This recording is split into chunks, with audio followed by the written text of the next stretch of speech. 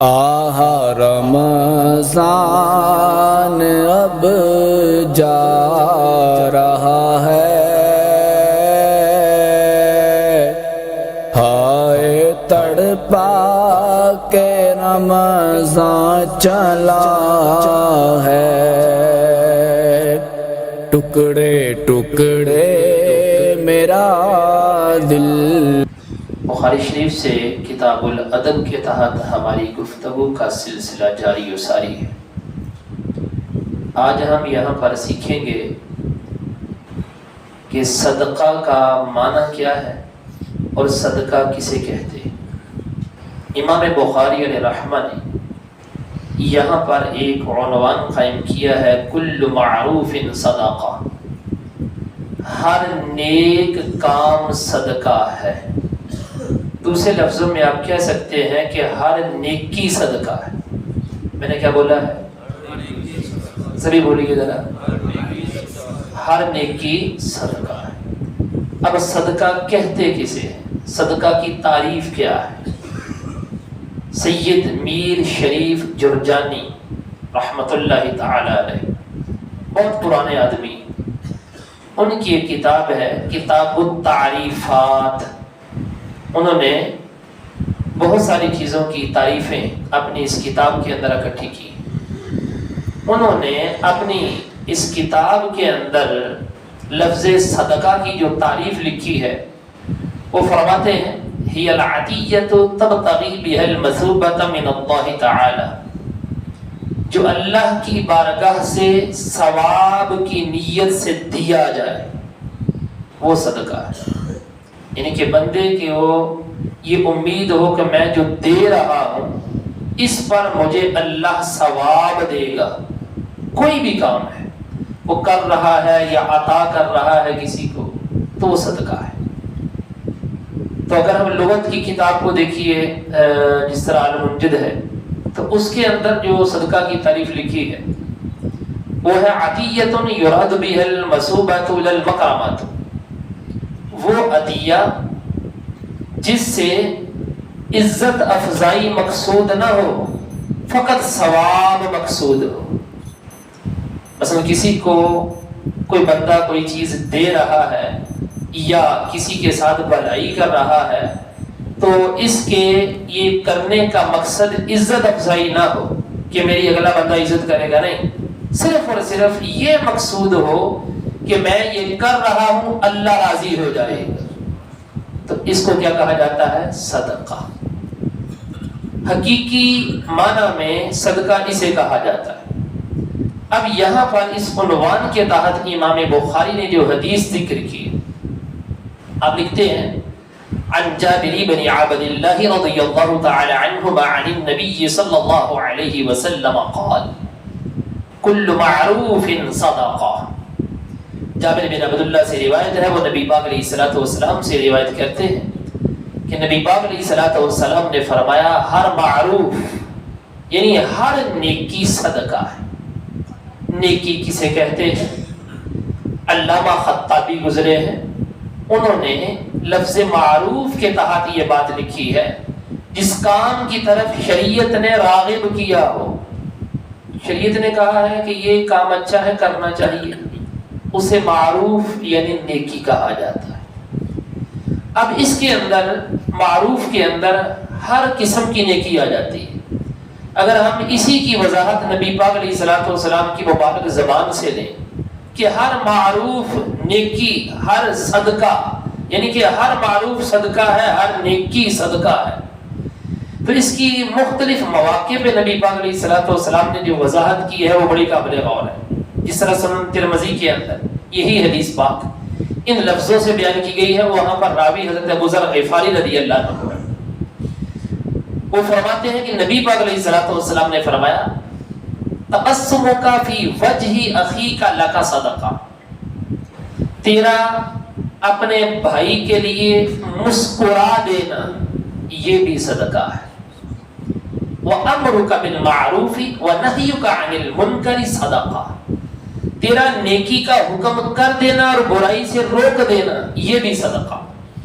وَإِرْشَادُكَ الرَّجُلَ فِي أَرْضِ الدَّلَالِ لَكَ صَدَقَةٌ، تیرا کسی بندے کو رہنمائی کر دینا کسی ایسی جگہ پہ جہاں پر اس کو رستے کا معلوم نہ ہو، فی ارضک الدلال، یعنی کہ ایسی زمین جہاں پر اس کو پتہ نہ ہو کہ رستہ کہاں ہے، تیرا اس کی رہنمائی کر دینا یہ بھی صدقہ۔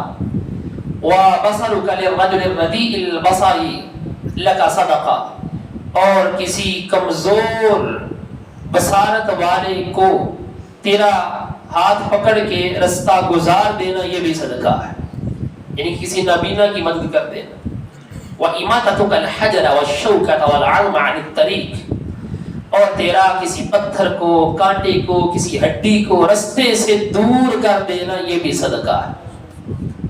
اچھا پھر فرمایا وَإِفْرَاغُكَ مِنْ دَلْوِكَ فِي دَلْوِ أَخِيكَ لَكَ صَدَقَةٌ، اور تیرا اپنے بھائی کے ڈول میں پانی ڈال دینا یہ بھی صدقہ ہے۔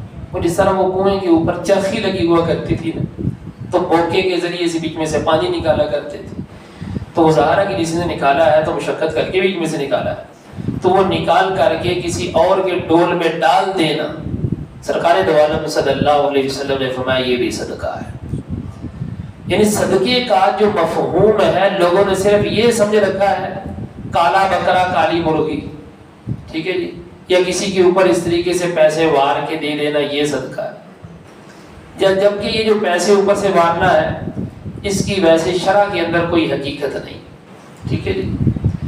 ہاں یہ جو کالا مرغا یا کالی بکری یا کالا بکرا یا سرخ اونٹ یا اس طرح کی چیزیں جو ذبح کر کے دی جاتی ہیں حلال چیزیں، یہ تو صدقہ ہے، یہ بھی عطیہ ہے یہ، لیکن یہ کہنا کہ ہم صدقہ نہیں لیتے یہ بات غلط ہے۔ یہ اگر آپ دیکھیے آپ گھر جا رہے تھے مثال کے طور پر، تو آپ کے ذہن کے اندر آیا کہ نہیں جی میں نا جیب سے تنخواہ ملی ہے تو کچھ نہ کچھ جو ہے وہ پھل فروٹ بچوں کے لیے لے جاتا، بچوں کا دل خوش ہو جائے۔ تو آپ جس وقت پیسے خرچ کر کے گھر میں لے کر جاتے ہیں، اپنے چھوٹے بچوں کو دیتے ہیں، بوڑھے والدین کے سامنے رکھ دیتے ہیں، یہ نیکی ہے یا نہیں؟ بولیے، تو صدقہ ہوا یا نہیں؟ تو یہ کیسی منطق ہے یہ کہ ہم صدقہ نہیں لیتے جی؟ آپ صدقہ تو کر رہے ہیں، آپ صدقہ کھا بھی رہے ہیں، کوئی آپ کا بڑا بھائی لے آیا ہے، کوئی پھل فروٹ باہر سے لے آیا ہے، آپ نے وہ کھا لیا تو وہ صدقہ ہوا یا نہیں؟ ہوا ہے۔ یہ بس لوگوں نے ایسے کہ ڈوگ بنایا ہوا ہے، ہم صدقہ نہیں لیتے جی۔ تو یہ جو صدقہ لینا یا دینا جو ہے نا یہ ایک اور چیز ہے، یہ وہ ہوتا ہے کہ جو بندہ صاحب استطاعت ہے، غنی ہے، تو وہ صدقہ یعنی زکوٰۃ نہیں لے سکتا۔ زکوٰۃ لفظ صدقہ زکوٰۃ کے معنی میں بھی استعمال ہوا ہے، وہ نہیں لے سکتا، تو وہ لینا بھی نہیں چاہیے اسے۔ اچھا اب اس کے علاوہ نبی پاک صلی اللہ علیہ وسلم کی ایک اور بھی حدیث پاک ہے، اس کو بھی ذرا سنیے جو امام بخاری نے یہاں پر ذکر کی ہے صدقے کے مفہوم میں۔ وقال ابو ہریرہ عن النبی صلی اللہ علیہ وسلم الکلمۃ الطیبۃ صدقہ۔ حضرت ابو ہریرہ کہتے ہیں نبی پاک علیہ الصلوۃ والسلام سے مروی ہے، سرکار نے فرمایا اچھی بات بھی صدقہ ہے۔ اچھی بات کسی نے سیدھی گل دس دینا اور اس کے سینے میں اتر جائے، رہنمائی اس کی ہو جائے، یہ بھی کیا ہے؟ صدقہ۔ اچھی بات کلمہ طیبہ یہ بھی صدقہ۔ اور پھر سرکار دو عالم صلی اللہ علیہ وسلم نے صدقے کی ترغیب دیتے ہوئے ایک مقام پہ ارشاد فرمایا جو امام بخاری نے اس باب کے اندر دوسری حدیث ذکر کی ہے۔ آپ لکھتے ہیں کہ قال النبی صلی اللہ علیہ وسلم علی کل مسلم صدقہ، نبی پاک علیہ السلام نے فرمایا ہر مسلمان کے اوپر صدقہ کرنا واجب ہے، مطلب یہ اس کو چاہیے کہ نیکی کرے، کسی نہ کسی لحاظ سے وہ لازمی نیکی کرے۔ قالوا فإن لم يجد قال فيعمل بيديه فينفع نفسه ويتصدق۔ لوگوں نے عرض کیا حضور اگر کسی کے پاس استطاعت نہ ہو پیسہ خرچ کرنے کی کیا کرے؟ سرکار دو عالم صلی اللہ علیہ وسلم نے فرمایا اپنے ہاتھ سے عمل کرے، اپنی ذات کو نفع پہنچا لے، یہ بھی اس کے اوپر صدقہ ہے۔ اپنی ذات کے اوپر خرچ کر لینا یہ بھی صدقہ ہے۔ اچھا لوگوں نے پھر جو ہے وہ پوچھا فَإِن لَمْ يَسْتَطِعْ أَوْ لَمْ يَفْعَلْ، حضور اگر کوئی بندہ استطاعت نہ رکھے یا پھر وہ سستی کی وجہ سے نہ کرے. تو آپ نے فرمایا فَيُعِينُ ذَا الْحَاجَةِ الْمَلْهُوفَ، اگر کسی مظلوم آدمی کی وہ اپنے ہاتھ سے مدد کر دے گا تو یہ بھی صدقہ ہو جائے گی.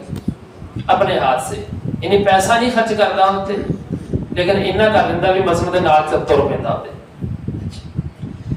انہوں نے کہا کہ اگر یہ بھی نہ کر سکے تو فرمایا فَيَأْمُرُ بِالْخَيْرِ أَوْ قَالَ بِالْمَعْرُوفِ، اگر وہ کسی کو نیکی کا حکم کر دیتا ہے تو یہ بھی صدقہ ہے.